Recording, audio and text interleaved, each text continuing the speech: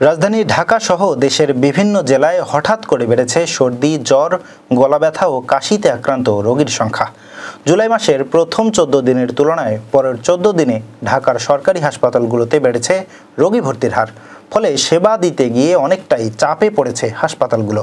বিশেষজ্ঞরা বলছেন, এটি সাধারণ ভাইরাল ফ্লু হলেও এর সংক্রমণ গত কয়েক বছরের তুলনায় এবার বেশি। ঋতু পরিবর্তনের সঙ্গে সঙ্গে জনসচেতনতা কম থাকায় সংক্রমণ ছড়াচ্ছে দ্রুত।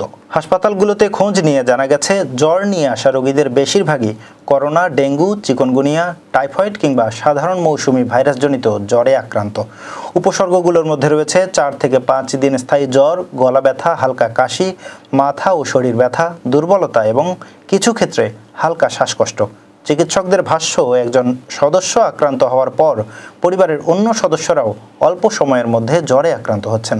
অনেক পরিবার থেকেই একই দিনে ২ বা ৩ জন রোগী হাসপাতালে আসছেন। উপসর্গ প্রায় সবার ক্ষেত্রেই মিলছে, যার ফলে চিকিৎসকদের ধারণা এটি ঋতু পরিবর্তনজনিত ভাইরাল সংক্রমণ ও শ্বাসতন্ত্রের রোগের সম্মিলিত ফল।